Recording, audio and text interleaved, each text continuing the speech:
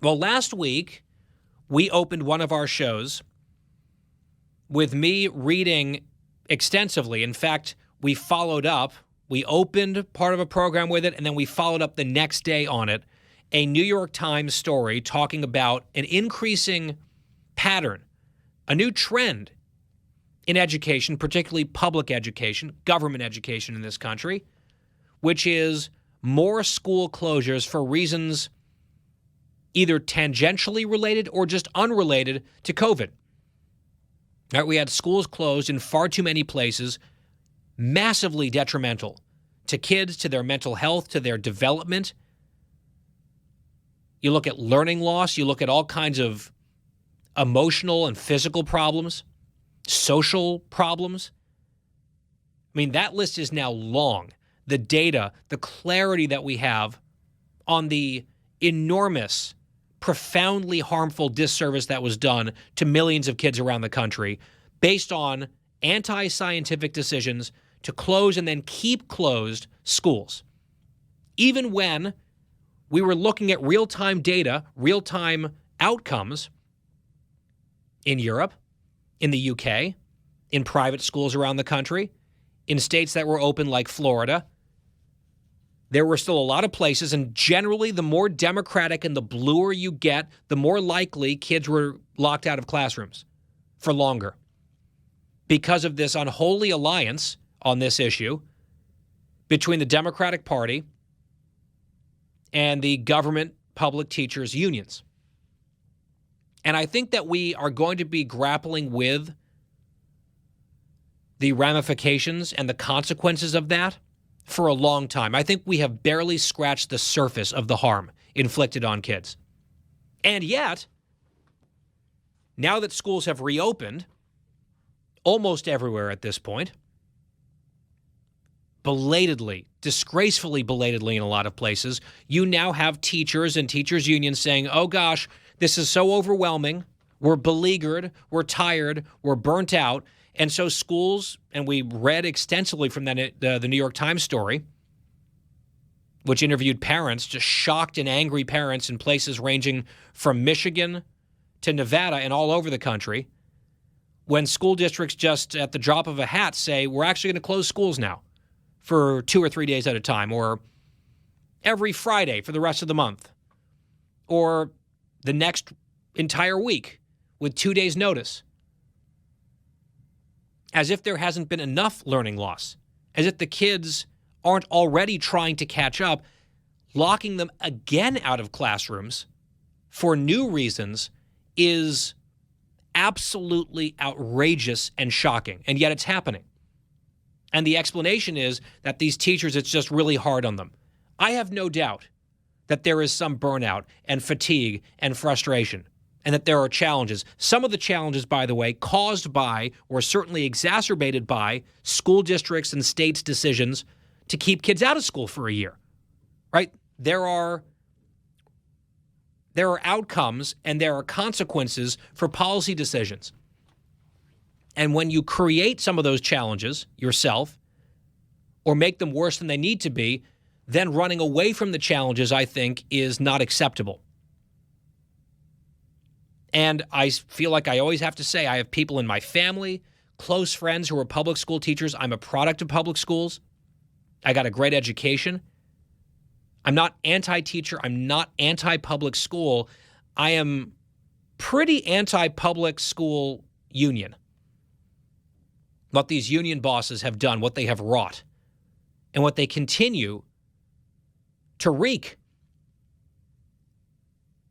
Because it is just, to me, unfathomable that you have this situation cropping up the way that it is. Oh, the teachers need mental health days. Everyone needs mental health days. The pandemic has been hard on everyone. A lot of people are burnt out. How do you think the guy who drives the 18-wheeler, who never had a day off, probably worked even more just to keep the country running in the middle of COVID when there was no vaccine, how do you think he feels? Think he's a little burnt out? What about the doctors and nurses working around the clock with people dying around them every day for months on end? Are they burnt out? What about the people stocking the shelves at grocery stores who couldn't take a day off because we all have to eat? You think they're burnt out? What about when their kids can't go to school and they have to figure out how to deal with childcare or how to pay for childcare? Could that perhaps lead to some burnout and financial hardship? Yes, of course it could. And I think to pretend that it is uniquely hard on teachers who get a lot of time off, as it is, many of whom did not show up or darken the door of a classroom for more than a year, I think that is extremely tough to swallow, that story, including for many parents. Which brings us to the latest story about this phenomenon from the Washington Post. This is not just a minor thing happening one or two places and I'm latching onto it and blowing it up because it makes for good, conservative talk radio where we just want to demonize teachers. That's not what this is about. It's about defending and protecting kids where adults have betrayed them over and over again throughout this pandemic and continue to do so. And it is much more widespread and growing than people want to imagine, which is why it's shown up not just in the New York Times, but also the Wall Street Journal we've quoted, local news stories, and then this from the Washington Post headline, schools add half days to beat teacher fatigue.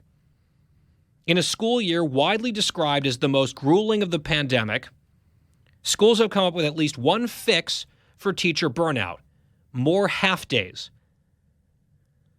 And they cite examples, because this is a local story in the Post, in Virginia and Maryland, where they are converting full days into half days.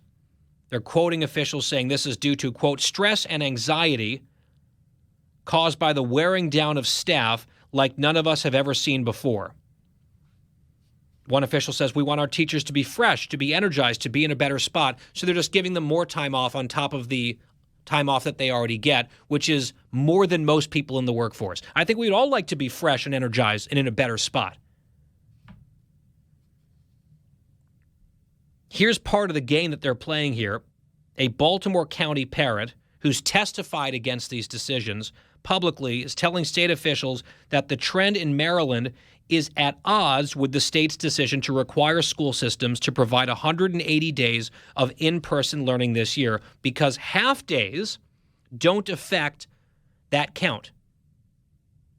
Right? So half days would, my understanding is, quote unquote, count as a day of in-person instruction, even though it's half a day.